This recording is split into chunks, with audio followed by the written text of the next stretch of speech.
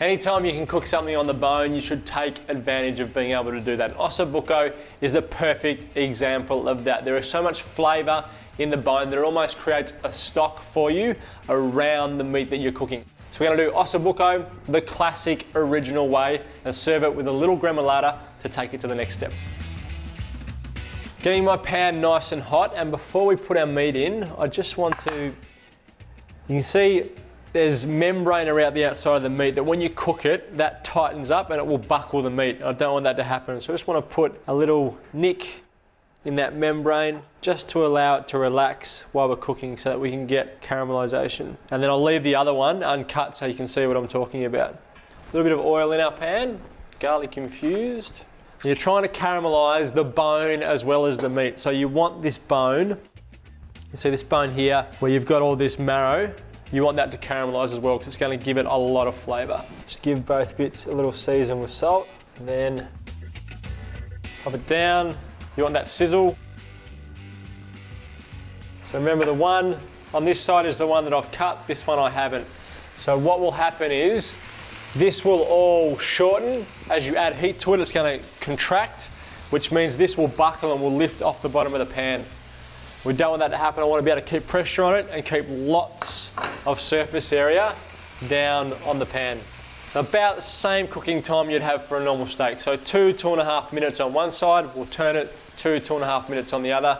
Then we'll take it out and start to build the rest of the ingredients that go into an Osso Bucco. So you can see that's buckled already. It's moved away from the bottom of the pan, so we're not getting that caramelization.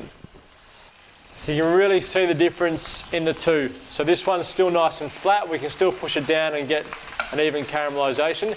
Now there is lots of membrane that runs through the shin, so there's going to be a little bit of buckle, but nowhere near as much as that. So all it's really touching on this one, if you turn it over, is that outside membrane. Turn that over, turn this one over, and we've got a nice even caramelization on the Osso Bucco, or on the shin. Another 2 minutes on this side, and then we can take them out. So what we can do now to release these ones, to cut that membrane that we didn't cut in the beginning. It won't fall flat like the other one, but it will help spread that out. So these can come out. And the rest of an Osso Bucco is basically a really simple braise. So into our pan now.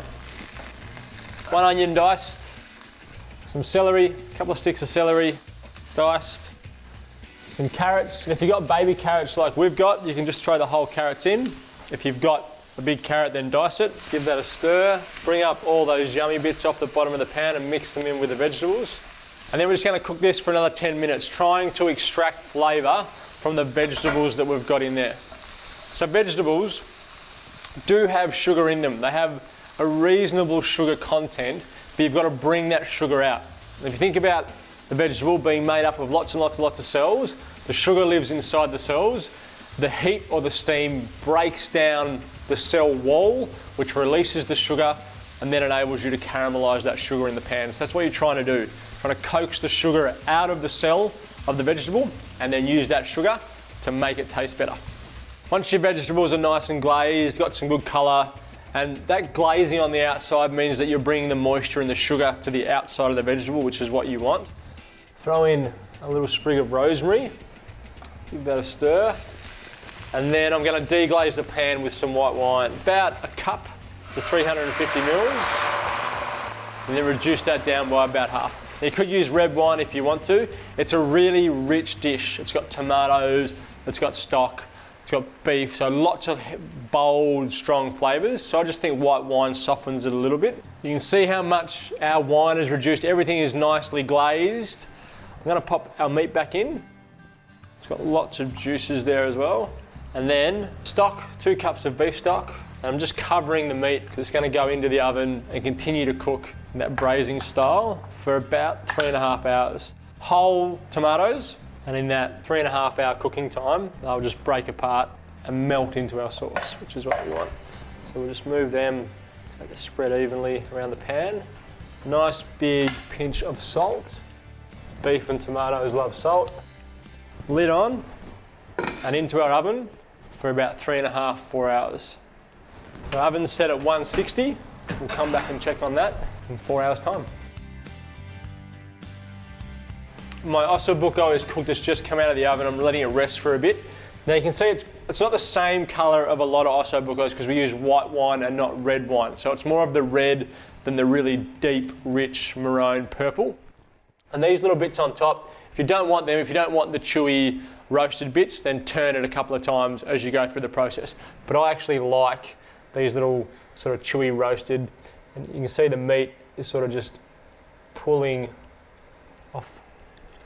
Just to lift it a bit, we're going to make a little gremolata. So some parsley, use stalks and all.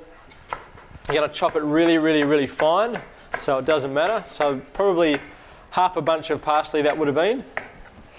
And then just chop it up really, really, really fine. So keep passing your knife through it to get it as fine as you can. Again, it's a rustic dish, Osso Bucco, so you don't have to go overboard. You could just throw this into a little jug blender and you'd probably get the same result.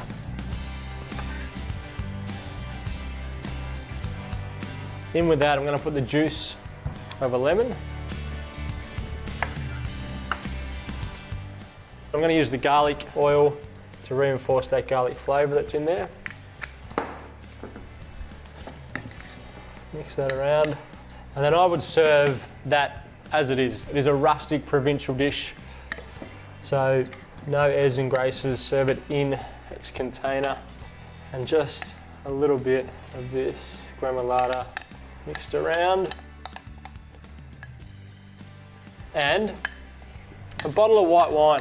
I know it's probably going against the grain a little bit. Most people would think red was something like this, but again, the freshness of a white wine with this and some crusty bread.